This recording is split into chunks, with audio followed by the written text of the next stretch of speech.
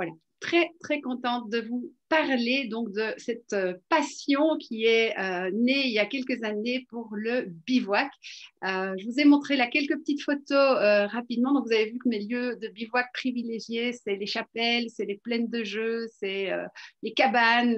Vous avez pu voir aussi des magnifiques shelters au Danemark et en Scandinavie. Donc, ça, je vais vous parler un peu de ces pays qui sont tellement favorables à la pratique du bivouac. Et peut-être que vous vous demandez, mais pourquoi diable est-ce que cette fille ne va pas tout simplement dans les refuges? En plus, sur le chemin de Compostelle, il y en a quand même bien assez. Et qu'est-ce qu'elle va s'embêter à toujours dormir dans n'importe où d'ailleurs, avec, avec ses affaires de bivouac? Alors, ça, c'est une question qu'on m'a déjà posée pas mal de fois. Et il se fait que depuis que je suis petite, en fait, mon papa m'emmenait en vacances, on allait faire de la planche à voile et on avait toujours l'habitude de faire la route en 2-3 jours. On dormait la nuit à la Belle Étoile. Bon, là, on trichait un peu parce qu'on arrivait en voiture. Et puis, j'ai continué avec ma famille et mes enfants tout jeunes, bébés, on partait et puis on se posait un peu n'importe où dans des petits coins de France, généralement un peu loin de tout. Et voilà, pour vraiment être tranquille et choisir en fait le plus bel endroit possible, c'est la nature pour dormir. Et c'est arrivé également quand j'ai commencé à prendre le chemin de Compostelle en 2009. Ma première nuit, je suis arrivée au village de Lois-sur-Viroin. Alors, j'espère qu'il n'y a personne là-bas parce que je n'avais pas trop senti ce village. Et donc, je me suis dit, je vais continuer. Et en fait, juste après, il y a une énorme forêt qui est la forêt d'Oigny-en-Thiérache. Et je me suis retrouvée à la nuit dans la forêt. Et donc là, j'ai bien dû trouver un abri. Et ça n'a pas été une très bonne nuit. C'était ma première vraie nuit de bivouac en solitaire. Et j'ai eu très froid et j'ai eu surtout très peur toute la nuit au moindre bruit. Et donc le matin, j'avais à peine dormi et j'étais pas très fière. Donc voilà, s'il y a des questions après sur les peurs, sachez que moi aussi, ma première nuit en bivouac, ça a été un peu la catastrophe. Et donc, je suis vite repartie très tôt le matin pour essayer de trouver un café à Aullois, à Aullois-sur-Viroin, où tout était fermé en plus. Et j'ai vraiment mendié un café pour essayer de m'en sortir. Le café qui fait d'ailleurs partie pour moi intégrante du bivouac. Et je vous parlerai également, quand on parle de cuisine, de tout ce qu'on peut faire pour faire du bon café, parce que ça fait du bien. Et c'est notamment fort traditionnel dans les pays du Nord de faire du café dans son bivouac. Alors, le bivouac, en fait, c'est quoi? C'est simplement d'être en marche à pied ou à vélo, par des moyens en général plutôt légers et lents. Et puis, quand on voit la nuit qui tombe, on repère un caillou et on pose sa tête. En gros, c'est pas plus compliqué que ça. C'est une définition qui n'est pas de moi, qui est d'Alix de Saint-André, qui est une auteure que j'adore parce qu'elle a un humour assez sympa. Et en plus, elle picole, ce qui est plutôt sympathique pour une fille. Je me sens moins seule comme ça. Et en fait, Alix de Saint-André, à un moment, elle était sur le chemin de Compostelle, elle ne savait plus si c'était le jour, la nuit, elle avançait avec les uns, les autres, et elle disait vraiment ça. Voilà, quand c'était le moment, on posait sa tête sur un caillou au bord du chemin, et le lendemain, on repartait. Et quand j'ai lu ça, pour moi, c'était le symbole de la liberté la plus complète. Et je me suis dit, oui, au fond, c'est merveilleux, on peut vraiment dormir là où on arrive le soir et repartir le lendemain. Comme je ne suis pas quelqu'un non plus qui aime beaucoup les règles et qui aime beaucoup les contraintes, le fait de devoir arriver dans un gîte, faire la file, en plus devoir rester à l'intérieur à 10 heures du soir en Espagne, alors que la vie commence à 10 heures du soir, pour moi c'était très pénible. Et le plus pénible, c'était de devoir me lever le matin très tôt et de me faire mettre dehors si je n'étais pas hors de mon lit. Donc j'ai très vite compris qu'en Espagne, les gîtes, c'était en tout cas pas pour moi. En France, je n'ai pas non plus toujours fait du bivouac parce qu'il y a eu des très belles rencontres et des beaux accueils dans les familles sur les chemins de Compostelle, en particulier en amont des grandes villes. Voilà, on parlait tout à l'heure de l'accueil de Louis Revel en Savoie. Ça, c'est un très beau souvenir. Et franchement, j'aurais été bien bête de bivouaquer ce soir-là parce que voilà, j'ai eu une soirée magnifique avec des gens merveilleux et vraiment un accueil inoubliable. Donc, je ne suis pas du tout contre les logements où on est accueilli, mais c'est vrai que j'ai une définition de l'accueil assez haute. Et pour moi, par exemple, sur le chemin de Compostelle, il n'est pas concevable de devoir réserver. Pour moi, si on accueille un pèlerin, et vous êtes bienvenu à la maison si vous êtes sur le chemin de Saint-Jacques, vous ne devez pas prévenir, quoi. Si vous prévenez à l'avance, pour moi, ça gâche un peu la surprise et la joie d'accueillir. Et donc, c'est vrai que je m'attends toujours un peu à ce type d'accueil. Ça m'est complètement égal de manger du vieux pain sec. Par contre, voilà, j'ai pas envie de sentir que je dérange. Et donc, c'est vrai que du coup, je n'ose pas trop voilà, m'imposer puisque je ne veux pas réserver. Et donc, voilà, de fil en aiguille, j'en suis venue à de moins en moins dormir dans des accueils organisés. Par exemple, le chemin d'Assise, moi, je n'ai jamais vu un seul accueil puisque la règle était de réserver 24 à 48 heures à l'avance et que ça, ben, pour moi, c'est juste compliqué parce que je ne sais jamais où je vais m'arrêter, si je vais marcher, pas marcher. Et j'adore rester dans ce lâcher-prise. Alors, en pratique, ben, comment ça se passe le bivouac? Ben, je suis avec mon sac, je marche.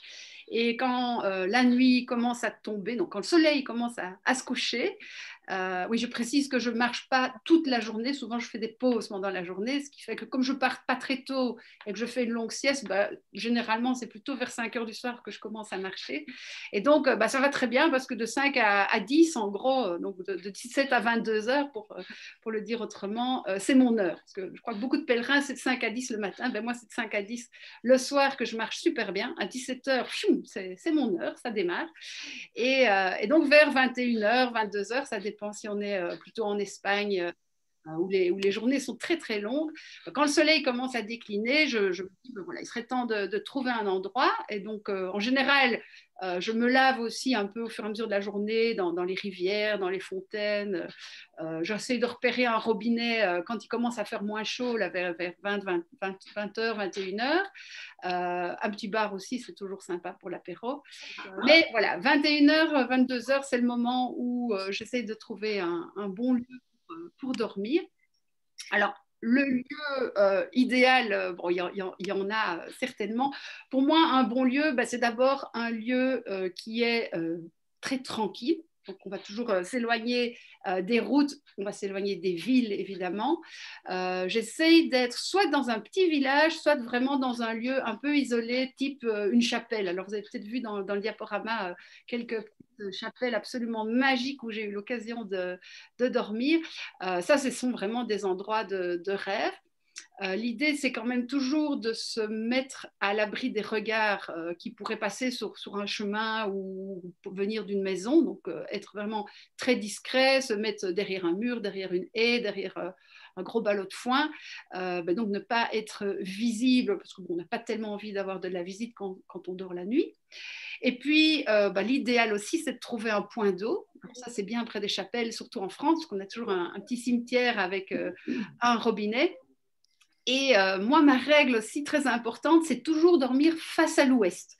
Pourquoi? Parce que le soleil va se coucher à l'ouest, donc vous allez bénéficier de la lumière le plus tard possible. Et puis, en général, si vous êtes près d'un mur, ben, ça a réchauffé le mur, donc la nuit, vous avez plus chaud. Et puis, surtout le matin, eh bien, comme vous allez vous réveiller avec quelque chose face à l'est, eh bien, vous n'aurez pas le soleil dans les yeux, ce qui, par exemple, en Scandinavie, est très embêtant. Ben, je vois justement que Jean-François nous a rejoint. En Scandinavie, le matin, c'est 4 heures du matin, il fait grand soleil. Donc, si on s'est mis face à l'est, c'est pas très gai parce qu'on est bien réveillé et ça commence à chauffer dans le sac de couchage. Donc, il faut toujours se mettre à l'ouest pour être à l'ombre le matin. C'est aussi un avantage important. Alors, après ça, qu'est-ce qui est bien? C'est, si on est arrivé un peu plus tôt, on repère l'endroit et puis on se promène, ou on va boire un verre, ou on va faire ses petites courses, ou on pique-nique discrètement, puisque souvent je bivouaque dans les aires de pique-nique. Je vais aussi, quand j'arrive dans un village, en général, je fais un peu mon petit tour, donc je vais repérer le point d'eau, la fontaine, et puis je vais voir l'église. Est-ce qu'il n'y a pas un porche? Ça, c'est les meilleurs endroits en général, parce que on est abrité et en plus, en général, en tant que pèlerin, on n'est pas chassé quand on est dans un porche d'église. Est-ce qu'il y a une mairie? Alors, derrière les mairies, il y a souvent des entrepôts un petit peu semi-ouverts, des cabanes où on met les outils. Donc là, j'ai déjà trouvé des très, très bons petits endroits de bivouac. Est-ce qu'il n'y a pas une aire de pique-nique? Alors, quand il y a un barbecue, alors là, ça, c'est top. Ça, on a en Belgique. Par contre, on a des chouettes endroits. En Allemagne, on a aussi dans les bois, on a pas mal de cabanes qui abritent les pique-niques. On peut aussi dormir qu'on repart assez vite le matin. Donc, il y a pas mal d'endroits comme ça que je vais essayer de trouver. Alors, ça m'est rarement arrivé de ne pas trouver quand j'arrive dans un village. Et ce qui est assez marrant, j'ai une de mes vidéos YouTube que vous avez peut-être vue qui s'appelle C'est la galère pour trouver un bivouac. Alors, j'avais commencé cette vidéo en voyant le village au loin en me disant ah, je vais leur faire une petite vidéo pour montrer comme c'est facile de trouver un bivouac. Et ce village-là, qui s'appelait La Louze, ça ne s'invente pas, était traversé par une énorme nationale avec des camions mais qui passaient mais toutes les secondes, c'était épouvantable. Le seul endroit où il y avait de l'eau, c'était juste au feu rouge où tous les camions s'arrêtaient, donc impossible de se laver. Le ruisseau, il était inaccessible. Le cimetière, je ne l'ai pas trouvé. La mairie était face à la nationale, tout comme l'église, donc pas moyen de dormir là. Et puis je me suis un peu écartée, je suis allée demander dans une ferme, je me suis fait jeter, enfin c'était vraiment mais la galère. Et alors toutes les rares maisons qui étaient encore habitées dans la rue principale, il y avait des gros chiens qui aboyaient. Donc c'était là, ça a été un peu l'horreur. Et au moment où je sors du village, dans la toute dernière maison, j'avais repéré quand même un champ à la sortie du village. Et je vois des gens qui mangent et je leur dis, bah, écoutez, vous inquiétez pas, je vais aller dormir un peu plus loin. Donc voilà, n'appelez pas la police, c'est juste une pèlerine. Et puis ils me disent, oh, mais vous n'allez pas dormir là, attendez. Et puis ils m'ont amené dans leur verger où il y avait des mirabelles, des cerises, enfin, c'était juste le paradis. Et ils m'ont offert une bouteille de vin. Et le lendemain, un petit déjeuner complet avec une douche, avec... enfin voilà, j'ai été cocoonée finalement. Donc c'était une très belle histoire. Mais voilà, donc il y a toujours une solution. Mais là, pour le coup, j'étais prête à quitter le village et aller au suivant. Bon, ce qui n'était pas dramatique parce qu'il était 20h30. Donc voilà, je ne me suis jamais retrouvée sans bivouac. C'est aussi une façon de regarder qui fait qu'on transforme un peu son regard pour repérer les bons spots. Et le tout, c'est d'avoir la chance d'avoir le bon spot au bon moment. Et voilà, c'est tout simple. Après, on déroule son matelas, on met sa bâche si c'est un peu sale ou humide. On rentre dans son sac de couchage, on mange un petit bout si... Voilà. J'aime bien manger à midi, donc pas trop pour faire des grandes cuisines le soir. Je préfère me mettre au lit et regarder les étoiles et puis attendre le lendemain tout tranquille. Voilà un peu les histoires du bivouac. Alors, donc là, on parle bien de l'été, évidemment. Donc, il fait beau parce que s'il pleut, je ne vais pas aller bivouaquer dehors. Dans ce cas-là, je vais essayer de repérer de la même façon, mais peut-être en commençant un peu plus tôt, un lieu avec un toit. Alors, le top du top, c'est la chapelle ouverte. Alors, miracle, il y en a plein sur le chemin de Saint-Jacques, notamment sur le GR65 entre le Puy-en-Velay et Saint-Jean-Pied-de-Port. Et dans tout le Pays Basque, de toute façon, il y a des énormes porches où vous pouvez aussi bivouaquer. Donc, s'il n'y a pas de chapelle, il y a le porche de l'église qui vous abritera aussi. Et là, on ne va jamais vous embêter. Et puis, bon, s'il n'y a pas la chapelle, on va trouver peut-être des abris, des cabanes, des observatoires à oiseaux. Moi, j'aime bien aussi les plaines de jeux, c'est assez sympa parce que souvent, il y a le toboggan et puis au-dessus, il y a une petite cabane là, pour les enfants. Donc, moi, je ne suis pas très grande, hein, je fais 1,57 m, donc c'est juste ma taille. Et puis, Jean-François qui, un petit coucou. Et puis, après avoir bien dormi, bah, il suffit de descendre le toboggan. Le matin, voilà, on est frais dispo. Et si on doit faire un petit arrêt technique la nuit, bah, pareil, on prend le toboggan et on remonte par l'échelle. Mauvais plan, par contre, c'est ce que j'ai fait au Luxembourg. Et c'était une tour panoramique de 164 marches, si je me souviens bien. Et c'était une tour donc, qui était au-dessus d'une grosse colline, un ancien truc de Templier, mais c'était assez glauque comme endroit, je dois dire. Donc, j'avais pas trop, déjà, j'aimais pas trop l'endroit, donc j'étais montée au-dessus de la tour. Et la nuit, un orage, mais vraiment d'enfer. Et donc, je me suis retrouvée au-dessus de ma tour métallique en priant qu'il y ait un paratonnerre. Je n'ai pas vraiment fait attention. En me disant, de toute façon, je ne redescends pas parce qu'en dessous, c'est encore pire. Et puis, le vent qui chassait, la pluie qui venait par les côtés. Donc, voilà. Quand même, regarder la météo, ça vaut la peine. C'est bien d'avoir un toit, mais c'est bien aussi d'avoir des murs dans ce cas-là. En tout cas, 2 ou 3. C'est pour ça qu'au Danemark, ça c'est le pays de rêve, puisque là vous avez un peu partout ces petites cabanes en bois qui vous abritent du vent et de la pluie, ce qui est exactement ce que demande la personne qui bivouaque. Vous avez toujours un côté ouvert et puis vous avez la protection et là vous pouvez dormir et ce réseau de cabanes est destiné aux marcheurs et aux cyclistes. Et il y en a à peu près tous les 10 km ou tous les 5 km. Vous avez une application, il y en a vraiment, mais partout dans les écoles, dans les parcs, dans les réserves naturelles, au bout du parking du supermarché. Enfin, c'est juste hallucinant. Et donc, voilà, le Danemark, ça pour moi, ça a été vraiment la merveille parce que j'avais pas de temps, bien sûr, mais j'avais absolument pas peur de la pluie, puisque là, je savais que j'avais partout des endroits pour m'abriter. Au Danemark, j'ai aussi découvert le système qui s'appelle Dors dans mon jardin, qui est en train maintenant de se répandre en Belgique et en France, je pense. Donc, ce système une espèce de Airbnb, des gens qui accueillent volontiers des campeurs dans leur jardin gratuitement. C'est assez chouette. Et donc, j'ai pu comme ça rencontrer des familles danoises et qui avaient un mini shelter dans leur jardin. Donc, c'est encore plus sympa parce que j'avais le shelter et l'accueil. Et puis, vous avez aussi, pour les cyclistes, ce système qui s'appelle Warm Showers, qui est un peu un site équivalent et qui permet aux cyclistes de loger gratuitement, soit chez les gens, soit dans leur jardin. Et en échange, quand ils rentrent à la maison, ils s'engagent eux aussi à accueillir des voyageurs à vélo. Donc, warm showers, ce qui veut dire douche chaude.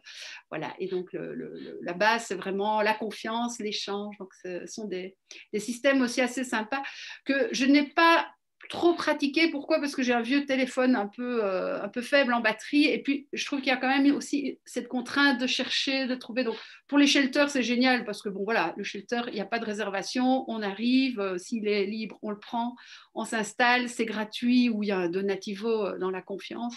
Et puis, voilà. Mais donc, plutôt les histoires de demander l'hospitalité, tout ça, virtuellement, je ne suis pas super fan. Et demander l'hospitalité en frappant aux portes, eh bien, alors là, vous allez rire, mais ça fait pourtant 10 ans ou 12 ans que je voyage comme ça, je n'ose pas. Donc voilà, j'ai peur. Donc, si vous vous demandez si j'ai peur, je vais vous dire oui, oui, j'ai peur de demander aux gens pour dormir chez eux. Mais je crois que je vais devoir dépasser mes peurs le week-end prochain parce qu'on annonce encore -6 en Ardennes et je pars sur la Via Arduina. Donc, voilà, j'ai encore des choses à apprendre à ce niveau-là. Donc, voilà, donc vous voyez, vous avez peut-être peur de faire du bivouac, mais moi, j'ai peur de frapper une porte et de demander aux gens si je ne peux pas dormir dans leur jardin. Donc, voilà. Alors justement, la tente, ça peut être un sujet assez intéressant parce que donc certains sont des mordus du bivouac avec tente et d'autres du bivouac en hamac et d'autres du bivouac sans tente. Moi, ma position, c'est qu'en été, chaque fois, je me dis que je vais en prendre une, puis finalement, en dernière minute, je la laisse parce qu'elle est trop lourde et j'en ai jamais eu besoin. Donc, c'est vrai que la tente en été, franchement, il ne fait pas froid. S'il pleut, on trouve un abri. S'il fait beau, c'est bien plus chouette de dormir sans tente. S'il y a de la rosée, j'ai préparé mon petit matériel, mais je ne le vois pas. J'ai un sursac de bivouac qui simplement va couvrir mon duvet et m'empêcher de prendre vraiment la rosée du matin. Ou je me mets sous un arbre, un bon gros chêne, là, comme ça, il n'y a pas de rosée. Donc, voilà, la tente en été, j'en ai jamais eu besoin. Sauf, allez, je dois dire quand même que j'ai un petit peu regretté la tente en Norvège, qui est comme un pays très, très, très humide. Et j'ai eu beaucoup de chance parce que les 3 semaines que j'ai passées en Norvège, il n'y a pratiquement pas plu. Mais là, il n'y a pas d'abri, quoi. Enfin, il y a beaucoup moins de shelters, qu'on appelle d'ailleurs des gapahuks en Norvège sur les chemins cyclistes. Il y en a sur les chemins piétons, mais ils sont beaucoup plus localisés. C'est pas comme le Danemark où ça couvre tout le pays. Et donc là, c'était quand même un petit peu risqué de partir sans tente en Norvège. J'avais vraiment rien pour m'abriter. Donc là, parfois, c'était quand même un petit peu limite. Alors, maintenant, j'ai découvert, grâce au confinement, on peut dire ça, ou à la fermeture des frontières, le bivouac en hiver, parce que je ne vais pas attendre qu'ils ouvrent les frontières pour partir. Et donc là, la tente, évidemment, a été un allié très, très précieux pour ne pas être frigorifié en cas de vent, tout simplement, parce qu'elle est d'abord là pour couper du vent. Donc en hiver, en automne, au printemps, la tente, évidemment, c'est vraiment très, très chouette. Surtout dans des périodes comme ceci où c'est un peu aussi compliqué d'aller demander dans un couvent, bien que j'ai été accueillie quand même au mois de novembre dans une formidable abbaye. Donc, il y a encore de l'accueil et il y a encore toujours des possibilités de frapper à la porte aussi, même en période de pandémie. Les gens ne sont pas du tout effrayés dans les petits villages. C'est pas du tout la psychose comme on peut avoir dans certains endroits. Donc, gardons espoir. Néanmoins, la tente, c'est quand même drôlement chouette quand on veut être un petit peu isolé de la pluie, du froid, du vent. C'est un vrai petit cocon en hiver. En hiver, je vais d'ailleurs beaucoup plus bivouaquer dans la forêt, qui est plus chaude en fait, tout simplement, un peu plus discrète aussi, et qui permet, bah oui, voilà, l'hiver, pour moi, c'est la forêt qui est mon cocon, alors qu'en été, je ne vais jamais dormir dans la forêt. D'abord parce que bah voilà, je n'ai pas envie de rencontrer trop des sangliers ou des petites bestioles comme ça. C'est chez eux.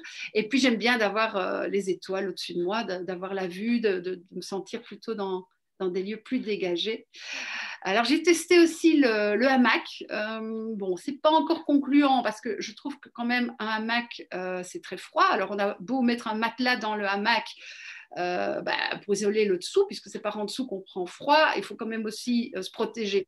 Donc il faut aussi une bâche. Et donc en fait, j'ai préparé mon matériel, mais je vous montrerai tout à l'heure. Mais si on additionne la bâche, le hamac avec les mousquetons, les sangles, etc., et le matelas, bah, finalement, c'est le même poids qu'une tente, quoi. Donc, voilà, je suis un peu mitigée. Je trouve ça très sympa, le hamac, mais il faut trouver des arbres aussi. Donc, ne traversez pas la Pologne avec un hamac parce que c'est 3 semaines de plaine, hein, de plaine agricole. Donc, voilà, le plus petit champ fait 5 km. Donc, pour trouver un arbre là-bas, c'est pire que dans la meseta.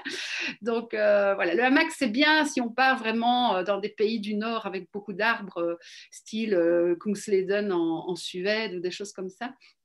Mais ce n'est pas nécessairement beaucoup plus léger si on veut un hamac confortable avec, ben voilà, avec tout ce qu'il faut pour ne pas prendre l'eau. J'ai quand même fait un petit essai de hamac il y a 15 jours où ben, je vais raconter un petit peu mes aventures. En fait, j'avais tout faux puisque j'avais mal mis ma bâche. J'avais mis trop haut, donc le vent passait. Et puis quand il a commencé à neiger, pleuvoir au milieu de la nuit, et ben ça ruisselait dans le hamac, ce qui n'était évidemment pas l'objectif de base. Donc là, j'ai beaucoup de progrès à faire pour le hamac, mais je reviendrai, je réessayerai. Je n'ai pas dit mon dernier mot, mais là, pour les périodes -5, on va laisser le hamac au placard, on va privilégier la tente et bien s'isoler du sol, ce sera mieux. Donc le matériel vraiment pour moi indispensable, c'est le matelas parce que j'aime bien le confort, le sac de couchage chaud, et même en été je prends quand même un sac de couchage 3 saisons, donc qui est marqué jusque -2, mais ça c'est de la blague en fait, vous avez juste bon jusque 10 degrés si vous êtes une femme. Peut-être que les hommes sont plus costauds, mais moi, j'ai quand même vite froid. Donc, je prends en plus mon sursac de bivouac et donc juste une petite bâche en plastique léger pour protéger le sol. Là, la bâche. Là, voilà, la bâche. Voilà, le sac de couchage. Et le matelas. Alors, je ne ferai pas de pub, mais voilà, j'ai fait des tests et vous les trouverez sur la chaîne YouTube, mais il n'y a pas besoin d'acheter un matelas à 160 €, 40 €, ça fait très très bien le job. Et même si ce n'est pas un matelas ultra thermique isolant, il y a toujours le pare-soleil. Ça, c'est l'accessoire ultime pour s'isoler du froid, pour être juste au sec quand on s'assied. Ça sert de tout, de nappe, de table, de fauteuil et de toile isolante en dessous du matelas. Voilà, et ça pèse 2 grammes. Donc, voilà, ça c'est mon petit truc au passage. Alors, j'aime bien aussi tester du matériel alternatif. J'ai essayé la housse de parasol comme sursac de bivouac. Bon, j'ai trouvé ça très drôle le premier jour. Puis après, je me suis rendu compte que c'est quand même du vrai bon plastique bien épais et que donc, à l'intérieur, c'était plutôt pour faire un sauna et pas pour faire un sursac de bivouac. Bon, enfin, voilà, j'ai essayé des trucs. Bon, je m'amuse parfois voilà, à tester du matériel un petit peu détourné ou alternatif parce que je ne suis pas non plus pour promouvoir cette course à l'équipement. Je pense que voilà, pour redevenir un peu sérieux, c'est important aussi d'être le plus raisonnable possible dans notre consommation de matériel. Et donc, voilà, si vous devez investir dans du matériel, prenez du très bon matériel une fois plutôt que d'acheter chinois 10 fois. Et allez vous faire conseiller dans des bons magasins, tout comme vous allez vous faire conseiller dans une bonne librairie pour acheter vos guides de voyage. C'est important, je pense, de se dire que finalement, on n'a pas besoin de grand-chose. Et le moins, c'est le mieux, finalement. Puisque après, on doit quand même tout mettre dans son sac à dos. Hein, donc, il ne faut pas oublier qu'il faut porter tout ça. Alors, qu'est-ce que j'avais encore envie de... Bah oui, justement, à propos de ce qu'on porte, il faut quand même un peu manger. Je suppose que le soir, on a un petit creux. Donc, moi, j'évite quand même de trop porter de choses à manger quand je suis sur le chemin de Compostelle parce que ça pullule de bons petits restos, de boulangeries, de snacks, de tout ce qu'on veut. Par contre, quand on traverse la France, comme j'ai fait là cet été, un peu à travers rien du tout, c'est-à-dire du Mont-Saint-Odile au Mont-Saint-Michel, on est dans des régions où il y a plus de commerce, il n'y a pas de resto, il n'y a pas de bar. Et là, c'est quand même utile de pouvoir un petit peu préparer des bons petits plats. Donc là, j'étais quand même un peu plus équipée, puisque en été, je ne fais jamais de feu.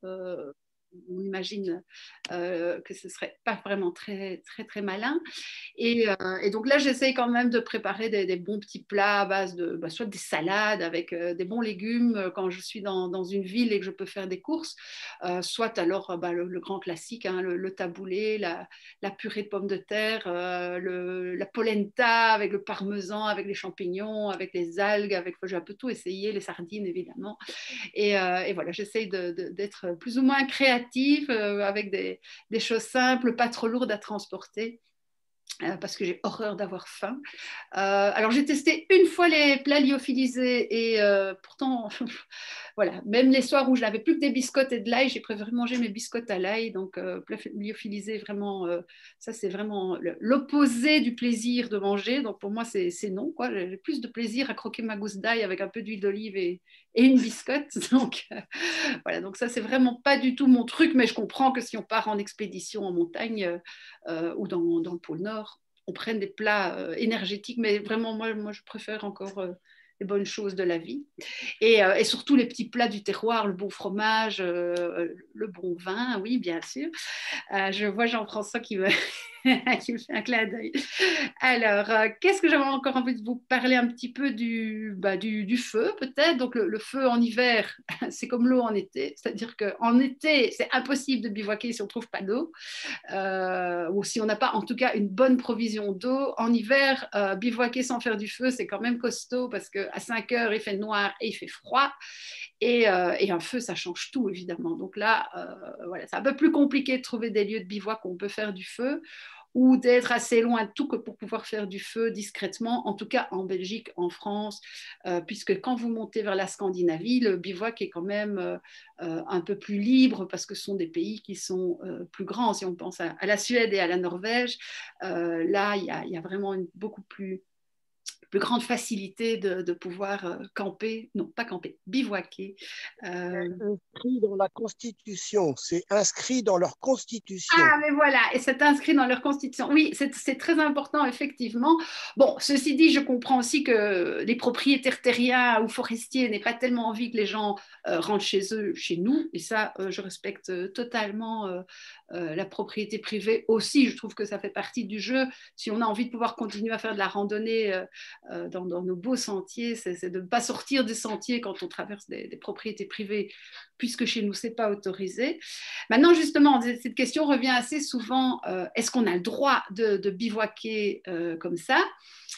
Donc, ce qu'on ne peut pas faire, c'est du camping sauvage. Ça, c'est interdit, c'est-à-dire installer un campement de type permanent ou semi-permanent et rester pendant la journée au bord d'une rivière ou dans un bois, n'importe où. Par contre, poser sa tête sur un caillou parce qu'il fait noir et qu'on doit dormir et repartir le lendemain, il faudrait quand même être fort gonflé pour l'interdire. Alors, je ne connais pas toutes les constitutions de tous les pays d'Europe, mais en tout cas, moi, j'ai jamais eu de soucis, sauf une fois dans les Landes. Donc, moi, je vous conseille quand même d'éviter toutes les zones côtières. Ça, c'est les plages. Vous serez toujours embêté, ça c'est sûr. Il y a toujours des gens qui se promènent la nuit et puis qui appellent la gendarmerie. Et les parcs naturels un peu sensibles par rapport aux incendies, etc., c'est vraiment à éviter aussi. Et donc, dans les Landes, j'ai pu découvrir le tarif habituel des amendes en France, 135 pour le camping sauvage et 135 parce que je possédais un réchaud et que donc j'avais du feu avec moi. Voilà. Et puis il y avait 135 aussi pour le véhicule qui était garé là. Donc voilà, on est vite parti. C'était en famille et j'ai pas dû payer, mais c'était un petit peu voilà, ça m'a fait comprendre que vraiment éviter les zones où c'est clairement interdit, éviter les plages. À part ça, je veux dire, il n'y a personne qui est contre le fait de voir quelqu'un qui dort. En fait, les gens, au pire, ils ne vous voient pas. Enfin, au mieux, ils ne vous voient pas, puisqu'on sera très discret et on s'installera à la nuit tombante. Et puis, s'ils vous voient, je veux dire, ils ne vont pas nécessairement appeler la gendarmerie ou vous sauter dessus. Moi, ce qui m'est déjà plusieurs fois arrivé, c'est que le matin, comme je dormais près des églises, il y a la petite dame qui vient ouvrir l'église, ou le curé lui-même, dit « Oh mon Dieu, qu'est-ce que c'est que ça ?» Une pèlerine. Et puis finalement, ça s'est très bien terminé avec un bon café à la clé. Donc voilà, rien que des bonnes rencontres. Le matin, ça va, ça ne me dérange pas qu'on me repère, mais le soir, je n'ai pas envie qu'on m'embête. Donc pour moi, le problème du gendarme n'est pas du tout un problème. Le problème de l'être humain qui viendrait avec des idées un peu moins sympathiques, c'est une réalité. Bon, ça m'est arrivé, on a été quand même très gravement agressé en bivouac. L'erreur qu'on avait faite, c'est qu'on avait une tente.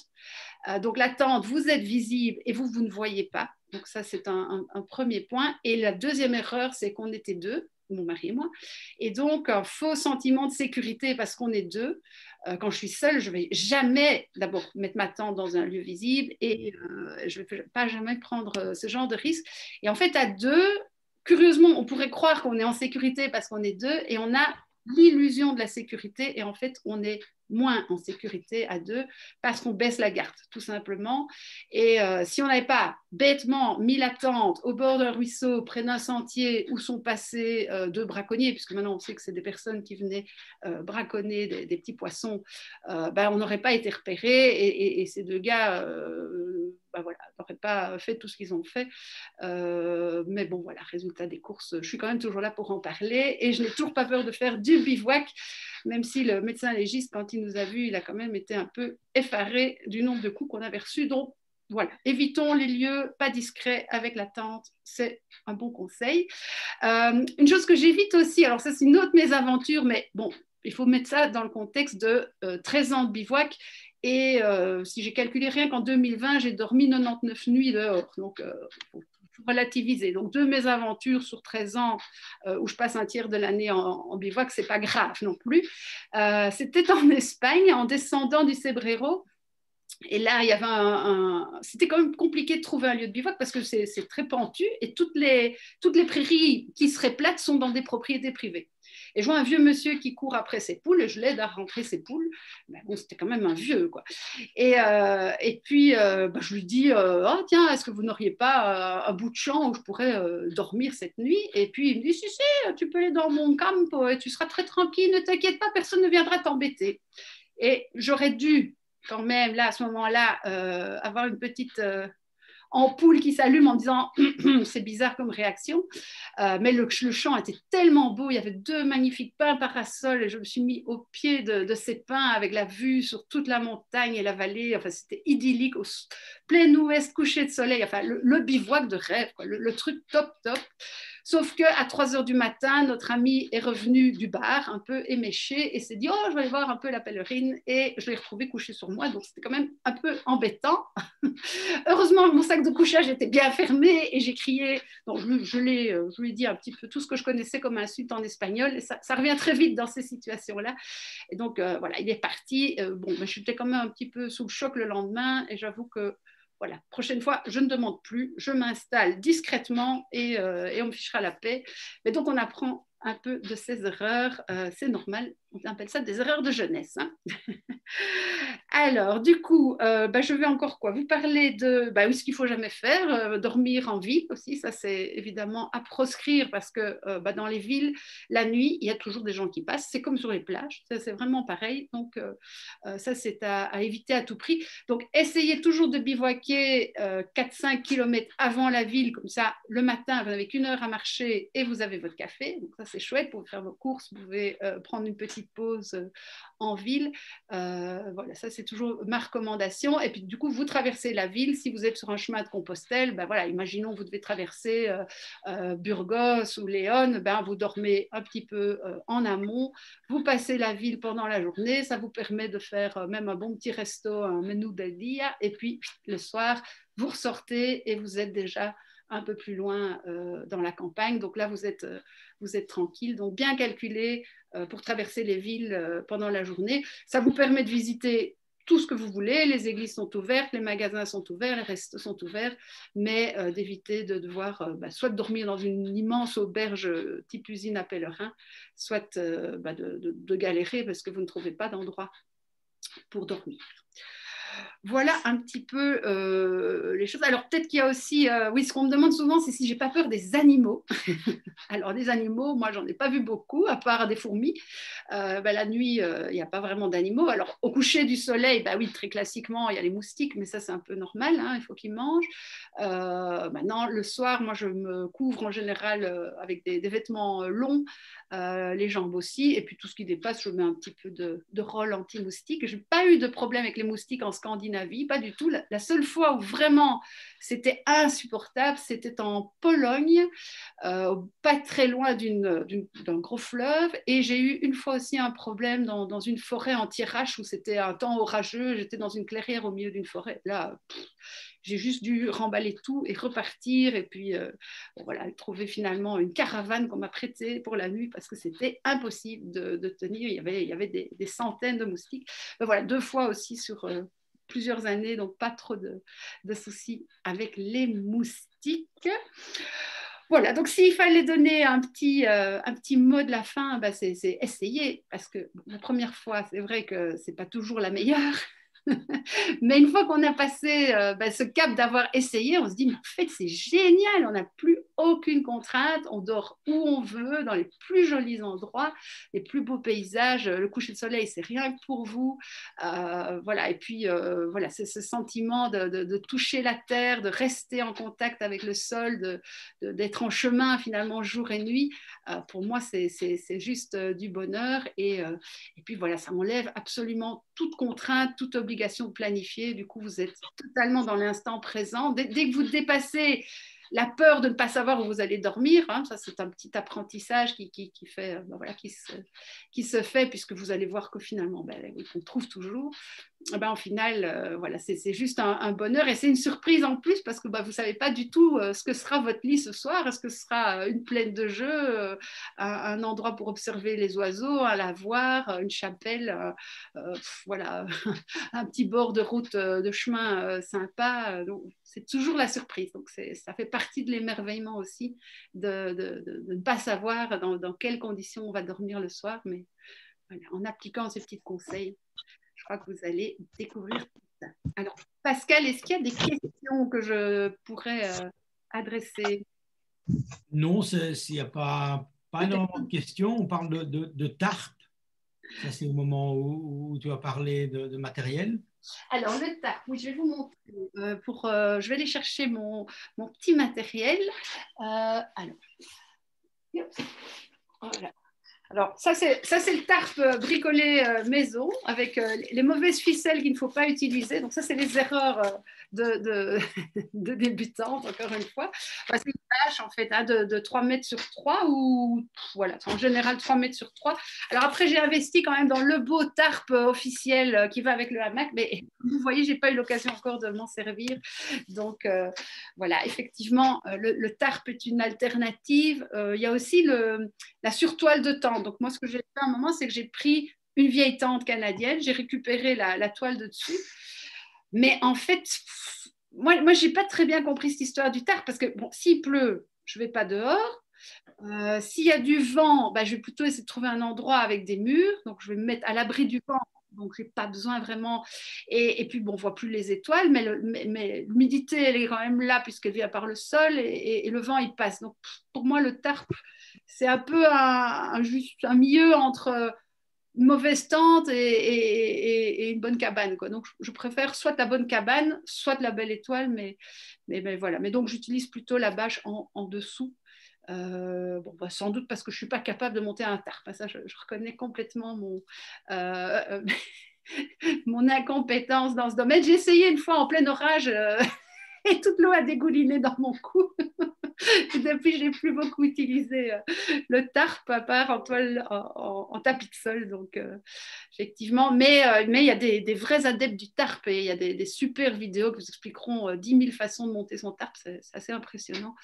Voilà, avec ses bâtons de marche. Donc, du coup, on n'a pas besoin d'avoir de piquet pour la tente. Mais bon, il faut reconnaître quand même, allez, je fais de nouveau un peu de la pub, mais tant pis, quoi. 1200 grammes, là-dedans, vous avez une petite maison, double toile.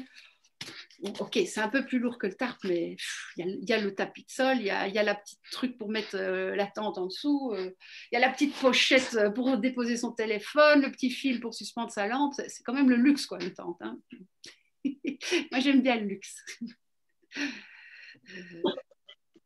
Tu avais d'autres questions, Pascal? Alors ici, j'ai Bernadette qui vient de demander comment éviter les petites bêtes, mes araignées sur le visage la nuit en dormant sur le sol. Mais en fait, alors, soit je ne les sens pas, et donc, ben voilà, mais il me semble que les araignées, ça dort la nuit, non? Enfin, non, peut-être pas, en fait. En fait, non, elles sont pas adressées par le visage, je pense. J'ai pas le sentiment. Enfin bon, moi, je n'ai rien contre les araignées, hein, je trouve ça plutôt mignon. Ce que j'ai déjà eu qui était assez désagréable, c'est des limaces. Oui, ça, les limaces.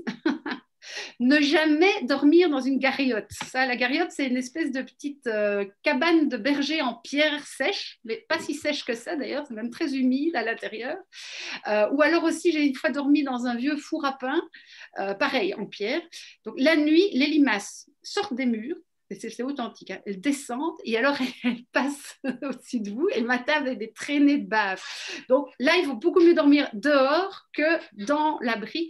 Mais c'est vrai que tout au début de mes expériences de bivouac, j'avais cette croyance qu'il fallait absolument un toit au-dessus de moi. Donc je dormais n'importe où. Il fallait beaucoup mieux dormir dehors que dedans. Mais les araignées, franchement, moi, jamais eu d'araignée. Non. Ou alors, je n'ai pas vu. Il fait noir. Hein. Alors, Sonia signale qu'elle a eu très froid quand elle a fait la bivouac la dernière fois. Elle veut voir ton sac. Ah, ok. Alors, si c'est en hiver, donc moi, j'ai vécu, j'ai passé 10 ans avec alors je vais chercher un millet. Hop. Voilà, donc c'est toujours un sac en duvet que je prends. Donc là, il y a les températures, vous pouvez peut-être mieux voir. Voilà, donc c'est toujours très théorique et évidemment, ça diminue comment dire, l'isolation diminue avec le temps parce qu'il se tasse, il prend l'eau, il ressèche, mais enfin bon, voilà, les plumes s'agglutinent. Voilà, donc ça pèse, celui-ci, il pèse en principe un gros kilo, je pense. Et puis alors j'ai investi dans un peu plus cher. Donc on est quand même toujours entre 100 et 200 euros hein, pour un sac de couchage. Mais ce qui est bien avec les plumes, c'est que ça se compacte super fort. Et par contre, moi j'ai aussi froid avec ça. Donc je mets ça plus quelque chose au-dessus. Donc soit le sac de bivouac s'il fait vraiment froid, soit simplement un espèce de drap en coton, même matière que les t-shirts, donc pas les draps de soie. Et j'isole en fait le dessus du vent. Donc souvent, la plume, ça donne froid parce qu'on a l'impression que l'air passe quand même à travers. Et puis dedans, en fait, je m'habille très fort. Donc en été, je mets toujours du mérinos, le pantalon, la chemise longue en mérinos et le pull en mérinos. Donc quand même 2 couches, même en été, à part nuit de canicule, mais c'est pas toutes les nuits. Et alors en hiver, je fais tout x2. C'est-à-dire qu'en hiver, je prends mes 2 sacs de couchage, mon sursac de bivouac et aussi le sac en matière t-shirt. Et je mets tout en double. C'est-à-dire que je mets 4 couches au-dessus. Donc je fais carrément un gros duvet avec capuche et tout. 2 paires de chaussettes, 2 collants, donc des collants plus mon sous-vêtement mérinos, et donc voilà, et bonnet, et tour de cou, enfin tout ce qu'il faut, juste pas les gants. C'est la seule chose que je ne mets pas encore. Mais donc, oui, il faut vraiment se couvrir parce que oui, c'est atroce. Avoir froid en bivouac, on ne dort pas. Donc c'est juste horrible parce que le lendemain, on est crevé, il n'y a plus rien qui va. Donc, oui, effectivement, le froid. Et donc, c'est souvent le vent hein, qui donne froid. Donc, toujours s'abriter du vent en priorité. Le vent est plus embêtant finalement pour avoir froid que la pluie ou que le froid lui-même. Alors, toujours concernant le froid, une question ici sur l'isolant pare-brise. On demande si le côté alu est mis vers le haut ou vers le bas. Moi, je mets vers le haut. Pose aussi la question de ce que tu penses de la couverture de survie Fort Class.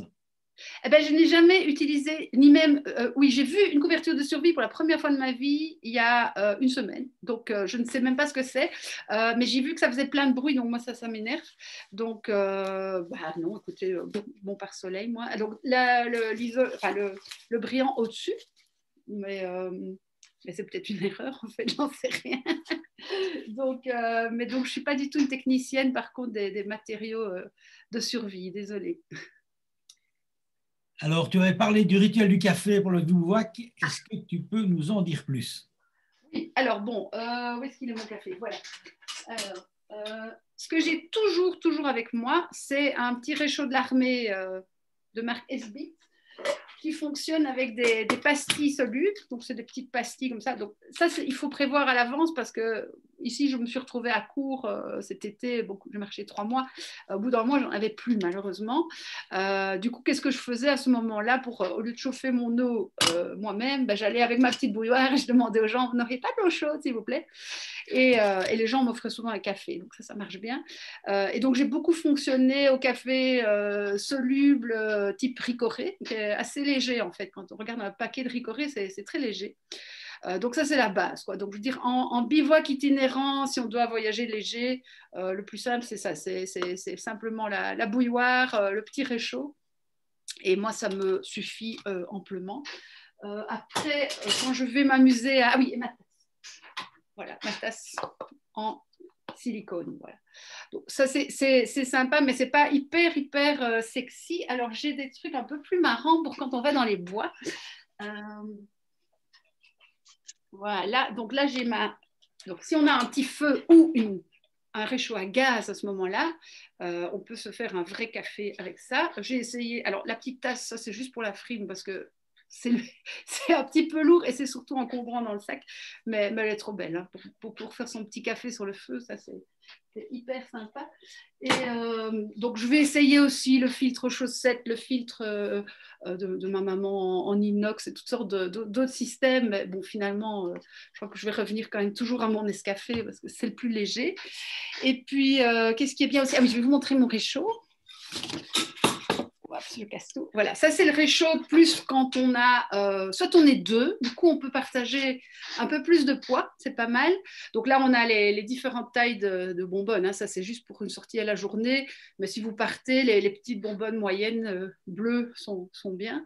Par contre, attention, donc ça c'est un réchaud qui se dévisse, mais trouver des recharges en France c'est extrêmement compliqué. Et alors, on va vous envoyer chez Decathlon, mais à pied chez Decathlon, imaginez dans la banlieue d'une grosse ville où vous n'allez de toute façon pas passer, c'est pas pratique. Donc voilà, c'est pas si évident, mais ça rend vraiment beaucoup de service. On peut déjà faire de la bonne cuisine avec petit réchaud comme ça.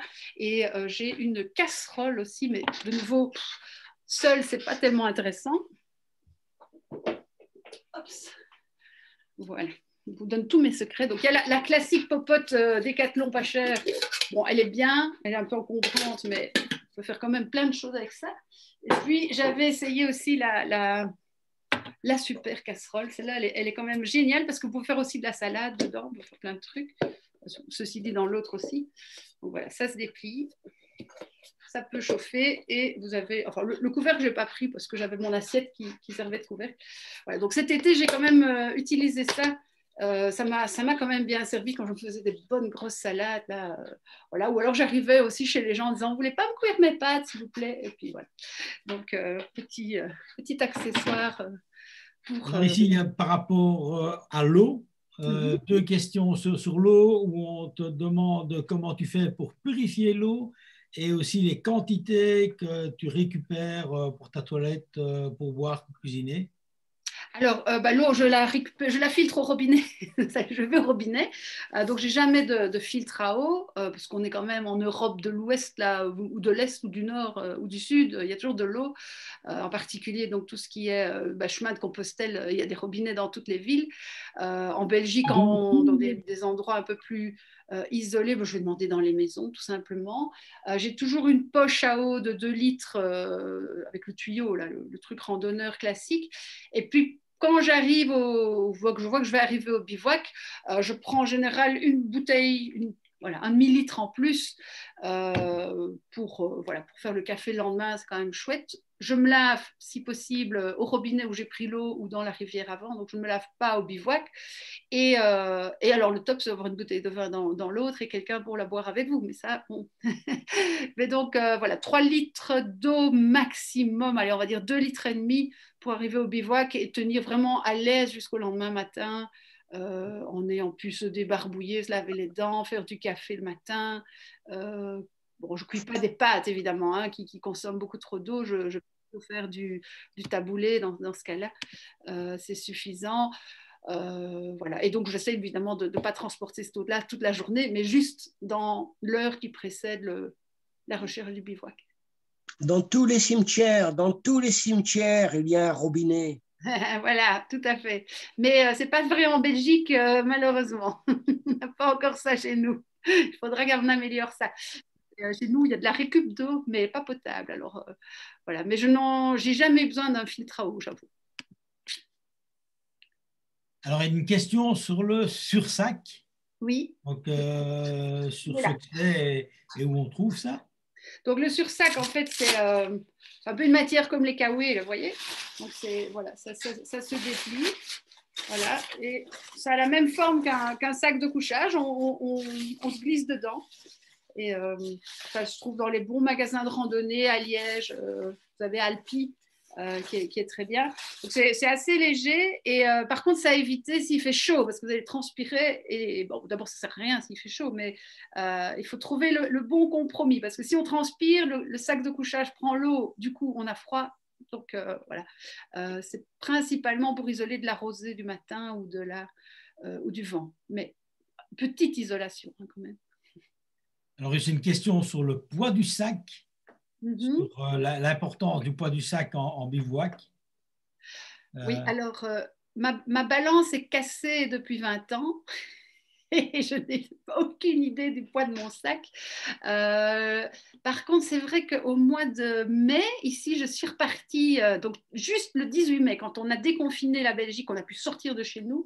Et là, comme j'avais très peur, puisque j'imaginais que je ne trouverais rien à manger, rien à boire, enfin, j'avais un peu des croyances comme ça, je suis partie avec un sac qui était vraiment, vraiment lourd, parce qu'il y a des pêcheurs qui avaient un espèce de crochet pour pêcher leurs poissons et qui pesaient mon sac. Et donc, quand j'ai vu le poids, je suis vite allée à la poste, j'ai remballé pas mal de choses. Mais je dois tourner autour de 8 kilos en été, 12 kilos en hiver. Quelque chose et le litrage? Le litrage du sac, c'est 32. Alors, c'est mon dernier, celui-là. Ça, c'est vraiment pour pouvoir être. Ça, c'est 38 litres. Celui-là, il permet d'être vraiment hyper autonome avec tente, avec nourriture, avec eau. 38 litres, c'est bien, mais il est rempli. Hein. Mais ce qui est bien, c'est que si on a un sac plus grand, on va le remplir aussi. Donc, à un moment, il faut mieux limiter le volume du sac pour ne pas avoir tendance à y mettre au cas où on aurait besoin. Et c'est ça qui pèse le plus dans le sac. Donc, voilà. Maintenant, il faut savoir qu'en hiver, un sac un peu plus lourd, c'est pas gênant parce qu'il fait moins chaud. Donc, en fait, c'est beaucoup plus pénible de porter un sac lourd en été quand il fait chaud. Mais heureusement, on a besoin de moins de choses. Et en hiver, on prend un peu plus, notamment la tente et le deuxième sac de couchage. Donc, ça commence à peser. Mais moi, ça m'a pas trop posé de problème. Et la marque du sac? Il y a tout, toutes les marques sont bonnes. Hein. Je veux dire, De Terre, Osprey, même chez Decathlon, il y a de plus en plus de bons sacs. Maintenant, bon, Osprey est quand même le top, hein, mais voilà. Mais c'est peut-être un bon investissement parce qu'un sac, on garde ça 10 ans minimum en utilisation intensive. Donc, voilà, un bon modèle léger et bien renforcé avec l'aération. Alors ça, c'est important quand même si vous choisissez un sac. Prenez-le avec toujours une... je ne sais pas si on voit le petit treillis ici d'aération pour qu'il ne colle pas votre dos et que vous ayez vraiment de l'air qui circule. Comme ça, vous ne transpirez pas atrocement par derrière. Alors, Esther demande si le poids du sac de 8 à 12 kilos, c'est avec la nourriture et l'eau. Alors, ça dépend de l'heure du jour. Oui, avec la nourriture, bon, parfois j'ai un peu trop de poids de nourriture parce que moi, ma grande peur, donc, puisque vous savez bien que le poids du sac, c'est le poids des peurs, ma peur, c'est d'avoir faim. Donc, ça m'est déjà arrivé d'avoir quand même 50% du poids de mon sac en nourriture et de revenir après une semaine avec de la nourriture à la maison. Donc, ça, c'est quand même un peu exagéré. Donc, là, j'ai encore du travail à faire également sur mes peurs. Et donc, la nourriture, évidemment, ça peut monter très très vite. Hein. Vous sortez du supermarché, quand vous portez votre sac de course, vous vous rendez compte que ouais, c'est lourd. Hein. Donc, ça demande beaucoup de lâcher prise, de ne pas acheter trop quand on trouve un supermarché. Et il n'y a pas de miracle. Hein. Si on doit manger, ça pèse. Voilà. Ne pas oublier aussi que le vin rouge se calcule en kilos. Oui, mais là, je cherche encore un brevet pour une. Alors, je cherche un brevet. Oui, c'est vrai. Voilà mon projet. Donc, j'ai trouvé des jolies petites flasques comme ceci. Mais ça fait 250 millilitres. On pourrait dire que c'est assez, en fait. Mais bon, si on pouvait faire ça en 75 centilitres, ce serait génial. Du coup, il n'y a plus le poids de la bouteille. Mais bon, ça, je n'ai pas encore trouvé. Donc, avis aux personnes qui auraient une solution pour moi. Et ceci, pour info, c'est bien pratique pour mettre de l'huile d'olive. Donc, en été, plutôt que d'avoir une bouteille d'huile d'olive, ça pèse quand même lourd. L'huile d'olive qui sert à tout, hein, pour cuisiner, pour mettre dans le taboulé, pour mettre sur le pain, les biscottes. Voilà, donc je transporte mon huile d'olive dans un petit sac comme ça que j'ai trouvé par terre dans la forêt de Rambouillet. Non, de Fontainebleau. Voilà. On trouve tout sur le chemin. Et ça, c'est un point important aussi. Partez avec un minimum de choses. Partez juste avec votre brosse à dents, votre sac de couchage et votre matelas. Et s'il vous manque quelque chose, ben, vous trouverez en chemin. Moi, j'étais partie vers la Norvège avec beaucoup trop peu de vêtements. Enfin, en tout cas, je pensais avoir chaud. Et puis, en Allemagne, il y a eu une vague de froid terrible début juillet. Donc, je suis allée dans un magasin de seconde main, je me suis renippée pour 5 euros, des pieds à la tête, et puis finalement, il a fait très chaud tout le reste du chemin.